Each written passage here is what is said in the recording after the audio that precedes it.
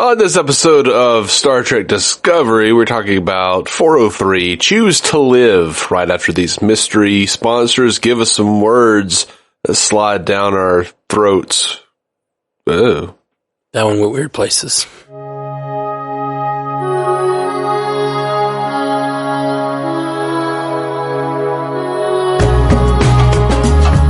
Welcome to Star Trek Universe, the podcast where you get to listen in on the continuing Star Trek conversations us two friends have been having since we were 6 years old. My name's Matthew Carroll. I'm David C. Robertson. So, Dave. How you doing? How you doing, bud? I'm sleepy and sick. I'm doing all right. Yeah, same. I got a little bit of a cough, and I think it's just I'm in Las Vegas right now, and it's just the dry air out here, and I think I got a little bit of maybe a cold or something. I can't tell. I don't. Yeah, it's just a little bit of mostly just a little nose congestion or whatever. But on top of that, being like super tired from this vacation. Yeah. And I got into I got into a hotel room today and just sat and did 9 hours of podcasting so far, and now we're starting this one. So how far can we go with this thing, man? I don't know. How far you want to take it? I don't know how many hours you wanted to make this discussion of this episode. We could probably make it at least an hour if we really wanted to. Oh, I bet we could. Let's get into it. We got this. I don't know how you feel. We did a little pre-talk. I'm not sure if you were joking or not, but I loved this episode. Really? I did. I absolutely loved it. This is the episode where Burnham breaks off with her mom to go on a mission to see where one of the Quat-Malat soldiers had gone, or one of the Quat-Malat nuns had gone, and they find out she's trying to awaken a species, and that's her lost cause, and she'd killed a Starfleet officer, so they have to arrest her, but then they turn her over to the Navarre government. Who, as far as I could tell, they're supposed to be Vulcan and Romulan, but all I've seen are Vulcans. Well, wasn't it?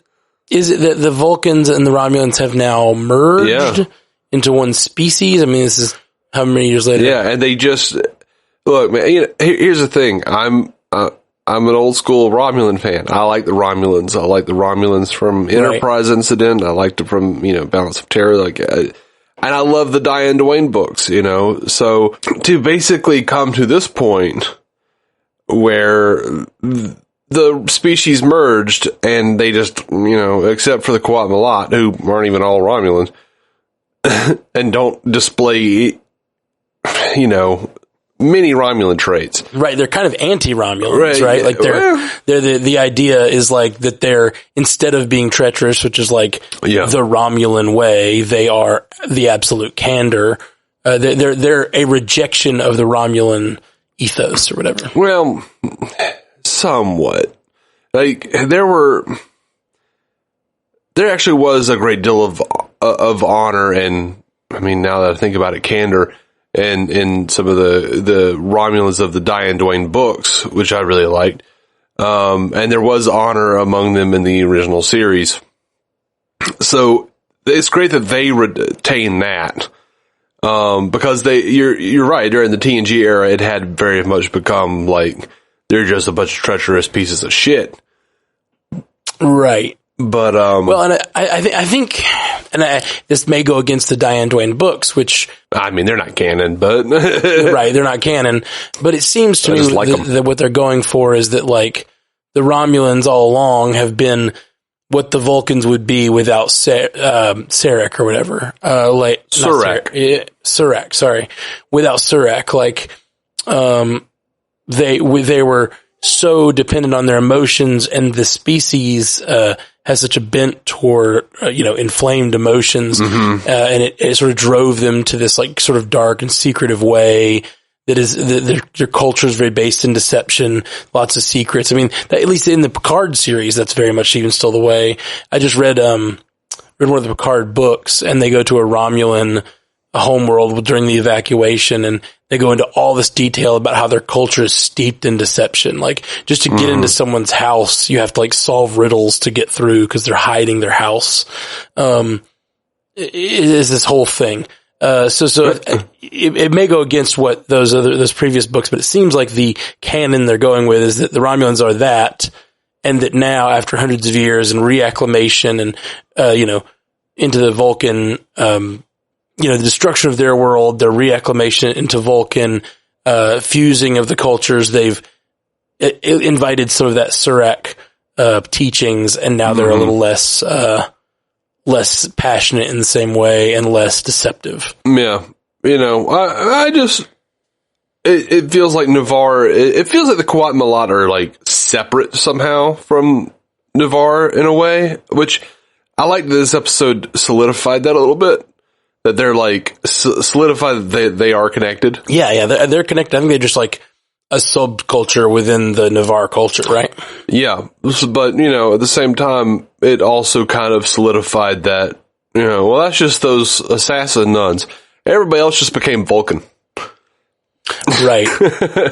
It could just be that this area that we saw this episode, this council was the scientific council, and it could be like some lingering racism, and like the Vulcans were known like galaxy wide for their like scientific achievement. Maybe they maintain that, and there's a little bit of racism that like keeps not necessarily keeps Romulans out, but maybe Romulans who do come into the scientific order have to sort of conform a little bit to the Vulcan way of things and the logic of science, Yeah.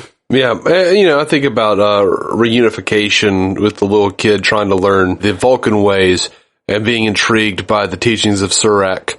And I'm sure it was outlawed on Romulus for centuries. Right. So, I'm sure that, a lot of the scientists, even the Romulan scientists can, with access to the teachings of Surak, can say, oh, well, this is clearly a superior way. Check it out. We can go into a trance and figure out shit that a dude from Starfleet already told us.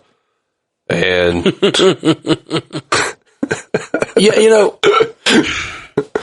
the thing that I hear what you're saying about the Romulans and how you liked the way you've grown up reading about them and liked them and know them. And I do, the thing that I catch on to is it does kind of smack of that same old Klingons are bad, Romulans are bad, you know what I mean? To just say they finally came over to the good side, the Vulcan side. I'm fully with you that I would like to see some of the Romulan elements in this culture. Yeah, I think, because you're just like, oh man, they merged Navarre. Hell yeah! What are we gonna do with that? They're just Vulcans, right? And the president of Navarre, is she Vulcan or Romulan? I don't remember. She's got ridges. Yeah, she might be. So that's why both. She definitely is a follower of Surak, based on her discussions in this episode. Yeah. So maybe some have conformed in that way, and maybe some haven't. Sure. Absolutely. You kind of get the sense, though, that Vulcans, if they were to allow a bunch of Romulan refugees to come to Vulcan, it seems that they would only let the ones who were willing to conform to Surak. At least at the point we saw them last. Now they may have grown, and they may be willing to have more of a multicultural, diverse thing going on, but. Yeah. I don't know, man. I don't know. I just, I've talked a lot about a lot of my problems with Discovery have been this sort of balance issue of I've talked about it a lot, but trying to work on the overarching plot while trying to make each episode have an arc. And I thought this episode is a great archetype for how you do it well. They had multiple B plots that were kind of moving the checkerboard forward on the other plots, the Gray plot, getting a body. That was even though it was a large event, it was very small within the episode. The time it took wasn't very much. Not a lot happened. And the same thing with the DME, as he named it this episode. But most of this episode was an A plot where Burnham is dealing with a single story that has a beginning, middle, and end. And that's what I want to see from a Star Trek episode. I want a Star Trek episode to be an episode. And so, chasing down this assassin nun Romulan who is trying to, who's willing to kill for the right reasons. That was fun for me. I really enjoyed it. And Burnham dealing with her mother and all the complex, dealings with Navarre and the Federation. And is it worth turning over this fugitive? This is almost the same conversation we had last season where was it worth, imprisoning Osira or letting Osira off if it meant the Federation lived. In this particular scenario, they made the opposite decision, and it's just like there's those shades of gray, Yeah, I feel like Starfleet should have like a policy. You know how like when you work at like a pizza place and they say, "Hey, if someone tries to rob you, let them. Don't die." Right. I feel like if Starfleet should have a similar policy because she totally told that dude on the Credence, please choose to live. And he was like, or I can grab this stick. Yeah. You're dead, dude. Sorry. She shouldn't even be thrown in jail. Like, she was doing valiant work, man. She was saving a species from extinction. That's totally like the good of the many over the good of, or the good of the few, whatever. the good of the many over the good of the few. So, like, she was clearly doing the right thing. And, for, good reasons, because they wouldn't have, given her the dilithium. I don't think that's true. The reason they said she wouldn't do it, she wouldn't give her the dilithium unless she divulged. The thing is, I think the Federation would have gladly helped her. Sure. If she'd gone to them, but she didn't trust the Federation. And therein lies the problem. It's like the Federation at this point in history is not trusted the way it was, especially by a Qowat Milat devotee who's ready to like kill anyone she needs to save the species. Like, it's just, they need to earn her trust. And so that's what this was about, this turning her over to Navarre. And I mean, honestly, I think you got what you're saying. Like, they didn't imprison her. They turned her over to Navarre. And Burnham says, will we see justice? And he's like, eventually. And I don't think she's going to jail. I think that they're going to turn her over to her people who will say, you lived by our code. And that's what, that's okay with us. As soon as they beam off, they're like, shit, you did good, girl. Look at that. Basically, I mean, that's how we feel. Yeah. That's the thing is like Burnham, who would have made the same decisions this woman made at a different time in her life, You mean like last week? Yeah, I do. I feel like Burnham is sometimes a pretty inconsistent character. They all are from time to time. I do think that Burnham has grown more to respect the sort of rules of the Federation and like what those rules represent. I mean, this series started with her, causing the Klingon War because she disobeyed the rules and did a big bad thing. And so like she did a few other of those things. And this whole series has been about her learning that lesson of like, following the conductor's orders, as it were. Right. And that's fine. It's just, I also was sitting there going, like, I was shocked at the end of the episode where she was like, no, I want justice. So I'm like, oh, wait, you just like advocated for her like sentencing to be, or for at the very least for her, noble motives to be considered when forcing sentence, and then you're like, yeah, we'll do that. She's going with them. Wait, what? I want blood. Like, well, I don't think she wanted blood. I think she wanted like a reasonable sentence. Burnham wanted her pound of flesh. Sure. I think she wanted the rules to be followed. Yeah. And wanted the people in the Federation to get what, she says it, the family. And that's what's so interesting. I love that every time she thinks she's going to say something that gets high and mighty toward the president comes back at her and absolutely has a great answer. Right. I'm loving the president in the season. Yeah, she's all right. She's won me over by, when Burnham starts counting on her fingers all the family of this woman this man who was killed. And then she just immediately picks up and knows all the family members off the top of her head.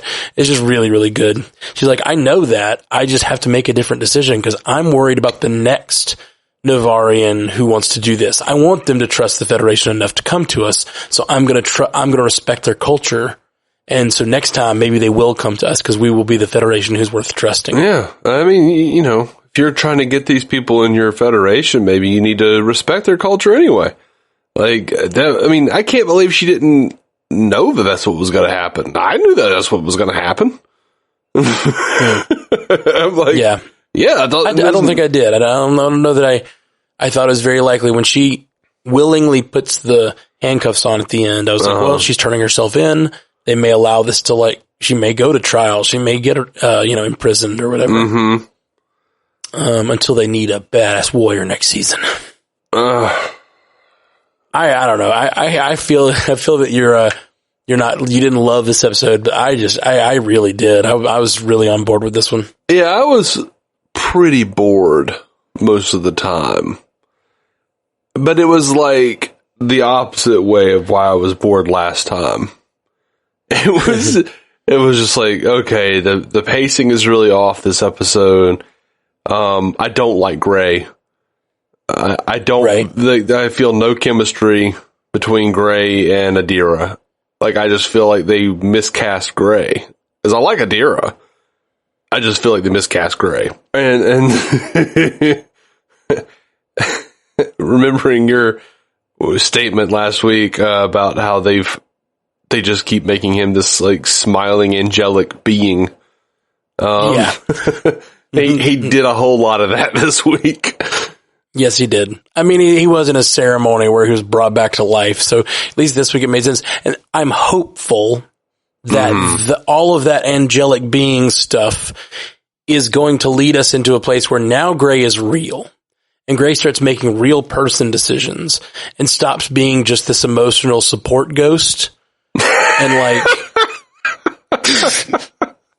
and fully embraces his own desires. And they were already talking about him going back and finishing off learning to be a guardian, which is not the course Adira is on. Right. And so they're going to be pushed apart, and Adira is not going to appreciate that, So I really think that there's potential here that maybe all of that was on purpose. All that perfect. It kind of is the, you have a sense of a relationship that you want to happen. Mm-hmm.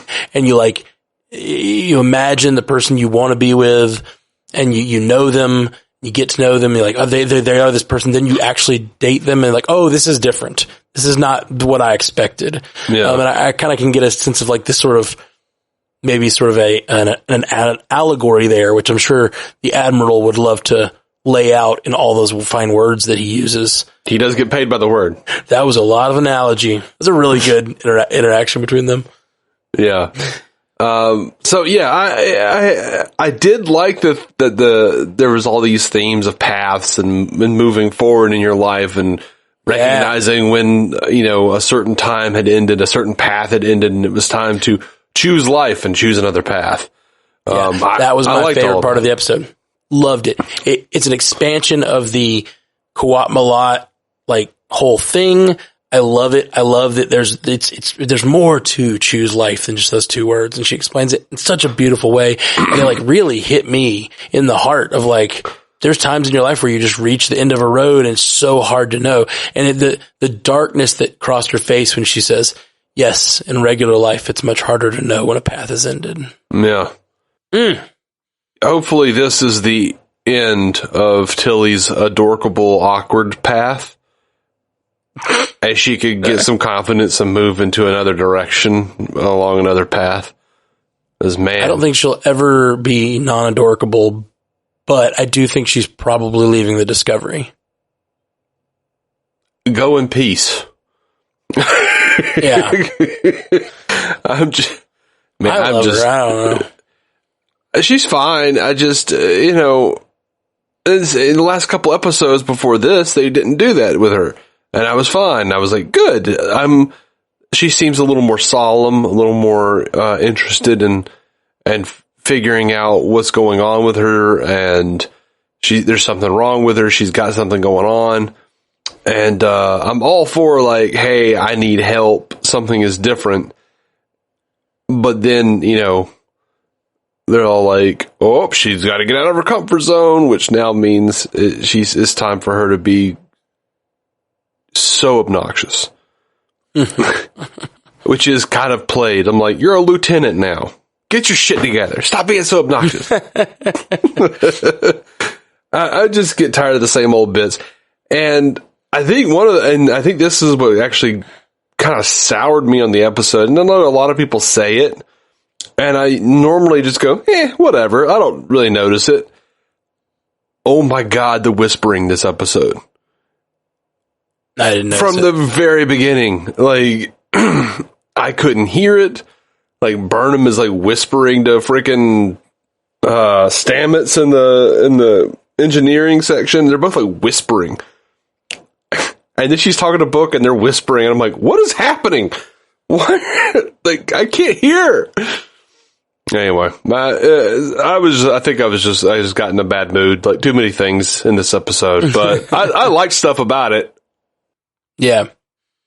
I thought it was neat to expand on the role of the Quat-Malat a little bit. And we already knew they had been brought forward to this time period, which was, especially this episode is very much, so much connection to the Picard series. The fact that they are using the same body type, they're using this android type 4 or whatever we've got here, and then they're also,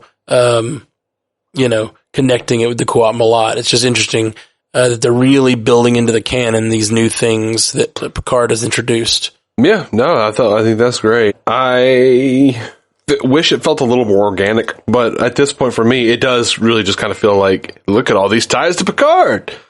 Yeah, this episode, I mean, yeah, I get it. It's a common thing with a big universe spanning thing. To have any connection feels like you're making the universe small. Yeah. Sometimes. At the same time, though, if they don't do it, you're like, why don't they do that? They had that. Exactly. And I making her mother a Quat-Malat. I'd have liked that quite a bit.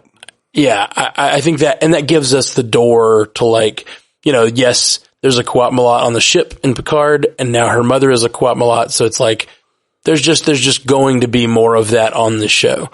Mm-hmm. And I really like that. Man, until he talked about her mom. Yeah, I thought that was touching. Yeah,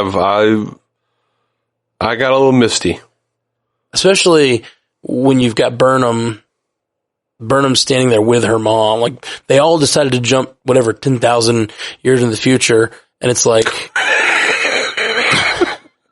I know I always say it wrong. 930. 930. All right. Yeah. Not 10,000 years. 7 million. I get it. So they jump 930 years in the future and they all agree to leave their lives behind. And yeah, there's got to be a little bit of jealousy there in that story she's telling about like how if she just had her mom here, she'd give her a hug. And she's trying to convince them to like cool it, but also like there's got to be a little bit of heartfelt, like it's hard. She left her mom and Burnham and they kind of all like, it's almost like they had this like, we're all going to hold hands and step into the future where all our families are dead. Oh, except Burnham gets her mom back and everyone else has to deal. Of course she does. Yeah. The speech was good. And then the context of the speech with Burnham's mom sitting there it drove the point home to me. I liked it. We lose everything by going 930 years in the future, except for Burnham, who gains her mom and some foxy dick. I mean, indeed. I mean, indeed. What are we gonna? I mean, how are we not gonna say that? I mean, look at Book. Specimen. All right. Well, guys. Sorry, that line from Civil War always makes me laugh. No, Winter Soldier. When that like Mac store employee just looks at Chris Evans and goes, "Specimen." Well, yeah, I didn't pick it up because I've only seen that like once. Good line. Good line. What movie was it from? Winter Soldier. You're talking about the movie, right? That was a movie, yes. Yeah, okay. I've seen that one like 3 or 4 times because that was the best one out of all of them. Yeah, it's really good. I know a lot of people think that. I did like it a lot. Yeah, me too. I'm trying to think because I'm pretty. I feel like there was something else I wanted to say, but I don't Anything remember. you say about the book storyline? We didn't really get into it much. That was fine. Honestly, I felt like this episode in some ways just felt like filler, and I am a little disappointed in that too. They're like, basically Stamets went and said, "Hey, I think it's this thing," and the Vulcans said, "No, it's not," and that was it. Yeah, that was it's such cool. It's such a catch-22 that they find themselves in these situations because, like, if you don't touch on storylines a little bit, you get this weird problem. The balance between how much of the cast, how much each storyline needs to get in each episode, you know what I mean? Yeah. Is such a hard balance to strike. Cause I hear you. I know it is. I'm like, nothing happened really with the DME this episode, except it got a name. And it's still a mystery. And it was a mystery last episode. Nothing changed. DMA, I believe it was. Oh, it's anomaly, not entity. Yeah, you're right. But if they don't talk about it at all, then what are they even doing? I probably would have been fine if they just left that whole trip. They also wanted to go to Vulcan so that they could have that experience for book. So yeah. I guess that was part of the thrust there from a writing perspective. This is again one of those situations where I feel like that whole storyline would have been in the briefing room on TNG. Yeah, no. I was going to say it would have been this whole episode was Geordi had a algorithm running in the background or whatever, and the algorithm finished. It turns out it's not that. Back to the drawing board, and then they just focus on what they want to focus on. And Stamets, I guess, yes, it goes along with he's on one path and he has to recognize that path is over. He has to choose to live and move on and try to figure out what the hell this thing is. Cool. Yeah, you can force it into the theme. Yeah, I wouldn't have even drawn that connection. But to me, it was just it looks like this, except there's not this, and it has to have that for it to be what I think it is, so I guess it can't be that. Let me go take it to the Navarre Science Council. And then they're all like, hey, it's not that because it doesn't have the thing that you said that it doesn't have, and you were right about that. And he was like, no. Like I said, I don't mind it. I thought it was a pretty good balance because those elements were not very heavy in the amount of time they spent on them. Between those, they really split up the B storyline into 3 different B storylines: Gray, Stamets, and Book. And I didn't think any of those 3 got too much screen time. I was pretty happy that the A plot felt to me, and I may be wrong, I could go analyze it, but it felt to me like the A storyline was the story of this episode, and the rest were very deliberately pushed into the background, which I enjoyed. Yeah. So much of these weighting decisions about how many characters to follow in a given episode, how much of which storyline to balance is all about choosing to let something slip. But then again, if they'd just not touched on it at all, not showed us that 2 episodes, let's say, then when we come back to it, we're like, what's the DMA? Oh, right. They're doing the thing with the wormhole. Mm-hmm. Everything in this episode, except for Michael's storyline, feels like it would have been a line to catch us up with the characters in an episode of Voyager. And I don't necessarily say that to dig at Discovery. It may have been a dig at Voyager or TNG or whatever. But I do feel like that's what they would have done. They would have been he talked to the Science Council and they concurred with his findings that it's not the thing. And then Book would have been thankfully I was able to, come to some peace with what happened after I did a Vulcan mind meld. And then Gray would have come up to the bridge and they're it was touch and go for a while, but Gray's finally back. Cause we knew that Gray wasn't going to die. Yeah. Not at this point in the season. Yeah. That was a long while of fake drama because we knew they were going to kill Gray. So, right. some of that could have, gone away and just it felt like they were killing time, and it annoys me because we know they're not going to kill Gray. I don't think that's the case. I think with the DMA maybe a little bit, but I think they were trying to build characters and trying to focus on themes. Like the thing with Gray was supposed to be about them learning the lesson that like Adira needed to call him out, or like sometimes when we're in a dark place, we need someone to call us through it. We need someone to try to connect with us. Connecting to people is important. Like that's some CW shit. I don't agree. I think that's some good shit. And then also you've got, Book still reeling from the death of his world and trying to process it. And so I think that's really what the whole visit to Navarre did, was push Book storyline forward. I agree. The Stamets stuff with the DMA, that was just a device to get Book to where he could have that interaction with the Navarrian whatever president. Yeah. When she mind melds with Book, I actually thought it was like quite beautiful, the look on her face when because she has just experienced his loss, and like she's trying to hold together her own reaction, and Book steps away and she says, "My condolences would mean nothing." Like she really does understand what Book is going through. I liked that a lot. Yeah, that was pretty good. I know it sounds like I just hate Discovery now, and it's not the case. It's just sort of making some questionable decisions for me with how they're executing the storyline rolling out. Yeah, I hear you. I thought this one was a well-balanced episode. I like new Star Trek. I like, Paramount Plus's Star Trek. I'm sure there are people like, this guy's just a piece of shit who doesn't like new stuff. No, that's not that.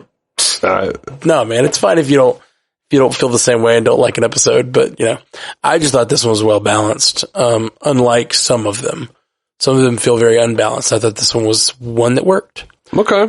Well, I'm glad you liked it, man. I was just bored. Well, thank you. I'm sorry you were bored. I did like the swords. Yeah. The sword fighting was fun. It was brutal when she killed her sister or whatever. That was rough. Yeah, it was unnecessary. Yeah. Hey, what are you doing, lady? It did seem. And so the Quat Malat, they like swear themselves to a cause and that just becomes their master. It's not like they answer to the other Quat Malats except at the tip of a sword, which I think is super interesting to a culture. Like you decide what your right thing to do is. You find your lost cause, you fight for it as hard as you can, and like we're not going to judge you harshly if you're doing the thing you're supposed to be doing, but we may come fight you if we have to. Like that's interesting. It's a really interesting way of being. They've definitely turned the Quat Malat into a really cool, which they were always pretty cool, but I'm really starting to feel like they are the next like Klingon Empire type of like iconic Star Trek villain or sect. I find them fascinating for sure. I think they're really, really cool. And like you said, they've been cool all along ever since we first met them in Picard. I was really, really on board. Just cool. They're just cool. Just swordsmen that say choose life. Like that line from that very first episode is like, you better choose life, buddy. Really good. Which I guess like the Klingons didn't get really super popular until they were actually the allies of the Federation in TNG, because that sort of like Japanese inspired version of the Klingons really that TNG brought about was the one that got really popular. Like the stuff from the original series when they were like Soviet Union didn't seem to catch on quite as much. Yeah, for sure. I think that like people connect with them once the show stopped treating them as just pure antagonists. Yeah. Plus, it seems to track pretty well. Before they were just kind of like weirdly balding pudgy guys in vests. Yeah. Who likes those? As I look in the mirror here at my vest. And then they became like these like super tall, muscular warriors who were obsessed with honor. Can't imagine why they suddenly got popular. It seems like, too, they were a lot more treacherous in the old original series. Like, it seemed like they were tricksters a little more, which is not who they are in TNG era at all. Oh, I mean, well, I think there are just as many treacherous trickster Klingons in TNG. They're there, but it's frowned upon. Yeah, it's frowned upon a little more. All right, well, man, it's been fun. Thank you so much for doing the Star Trek podcast with me. I know it's not always fun when you don't enjoy the episode, but I had a good time with this one. But you guys, write in, tell us what you thought of this episode. Tell us what you think of the upcoming episodes. We'd love to have some feedback to read on the end of these things. Get your perspective on what's going on Discovery or any of this stuff. But otherwise, we are the Star Trek universe. Hit us up wherever. StarTrekUcast@gmail.com, I think is the email. Jolan True, which finally got said again this episode. Mm-hmm. Live long and prosper. Thank you for listening to the Star Trek Universe Podcast, a Stranded Panda production. If you'd like to hear more from David C. Robertson, check out the DC On Screen podcast or maladjusted.tv for his web videos. If you'd like to hear more from Matthew Carroll, check out the Marvel Cinematic Universe podcast or listen to his music. Just search for Matthew Carroll anywhere you get music.